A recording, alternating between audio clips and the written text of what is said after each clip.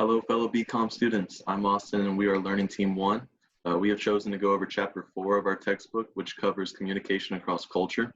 I'll start off by giving a brief description of culture. It can be defined as the values, norms, and behaviors of a group of people sharing a common history and communication system. Nations and communities of people will live their life based on their society's culture. When you take a look at what culture could be, it is predominantly broken down into three main parts, such as national, organizational, and team. And now here's Hannah. Hello, I'm Hannah. I'm going to talk about diversity and cultural intelligence. Diversity refers to a combination of people whose identities are based in different cultures than their own. It's diversity in the workplace can lead to big success if all parties have cultural intelligence, which is someone's ability to work with and adapt to and accept people of different cultures. And then there's people who feel that other cultures are inferior to their own, and that is called ethnocentrism. And then next up will be Cole. Howdy. So yeah, as culture goes, there are positive sides to culture as well as negative aspects. And as Hannah said, one of those main ones is ethnocentrism.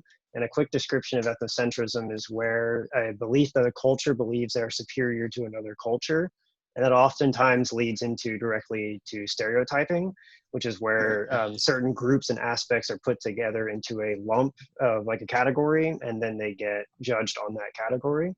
And a prominent example of this occurs in businesses where certain cultures will have an issue in the workplace or a work relationship, and they believe that their culture can handle that issue better than the other culture, such as in a tech industry. If they have outsourced industry, the American low culture system would feel different about the Indian high context culture system about an issue. And then we'll be moving on to Kaylin for cultural dimensions. Hi, I'm Kaylin. Cultural dimensions would refer to permanent sets of related norms and values that we're all about to get into. By understanding these 8 dimensions, you can gain a better understanding of a certain culture. We're going to start with individualism and collectivism. Individualism refers to prioritizing independence over interdependence, where collectivism is the exact opposite. An example of an independent society would be the United States, and a collective society would be like Japan. And now I'm going to give it to Jeffrey. Thanks. I'll be talking about egalitarianism versus a hierarchy. In egalitarian culture, and people tend to distribute and share power evenly, minimize status differences, and minimize special privileges for people just because they have higher authority. In this culture, all people are treated as truly equal, and power should be entirely distributed evenly. Cultures similar to this are communism and socialism. For hierarchy, status is based on power or authority, and people tend to follow the leader or group of people in charge without question. Example of a hierarchy would be France and China.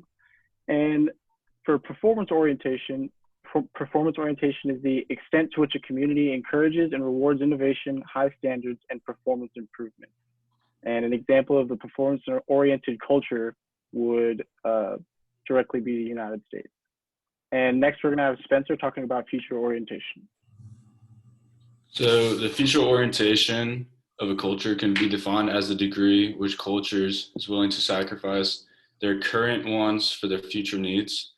When measuring future orientation in a culture, you need to examine their values and ideas. A culture can be considered oriented if the members tend to value creative thinking and new ideas. They want innovation, and they believe that their future will be influenced by their present decisions.